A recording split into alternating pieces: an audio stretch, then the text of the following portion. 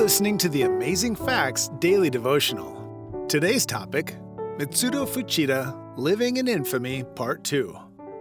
After Japan's surrender in 1945, Fuchida was called to participate in the Tokyo Trial, one of the war crimes tribunals which took place at the end of the Second World War and focused partially on the inhumane treatment of prisoners.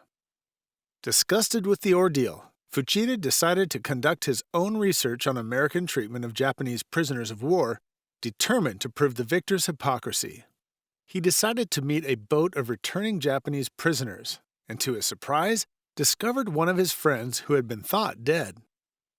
Even more of a shock, when Fuchida asked about his friend's treatment in the hands of his American captors, his friends told him of a nurse whose missionary parents had been killed by the Japanese during the war, but who nevertheless tenderly cared for him and his fellow prisoners as a mother would her own sons.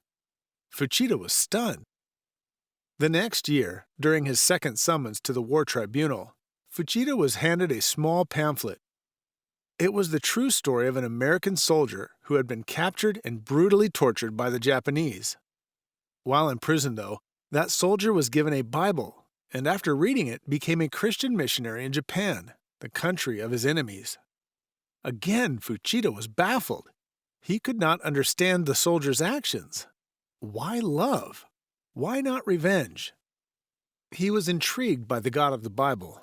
So, the following year, in Shibuya Station in Tokyo, the very same place he had received the pamphlet on the American soldier, Fuchida bought a Bible. As he read, he became fascinated with the character of the singular God, this Jesus who humbled himself as a man. But it was when he read of Jesus' death that Fuchida finally understood. Jesus, tortured, ridiculed, dying, prayed for all those who hated him. He asked for their pardon, for their salvation. It was then that Fuchida knelt down and prayed, asking the God of the Bible to forgive his hatred, his vengeance, and his sins.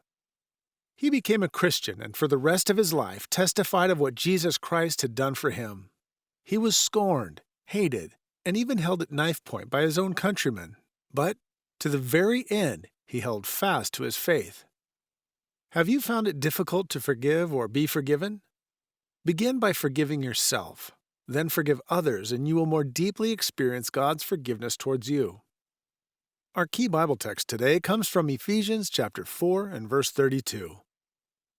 And be ye kind one to another, tenderhearted, forgiving one another, even as God for Christ's sake hath forgiven you. Thank you for listening to the Amazing Facts Daily Devotional.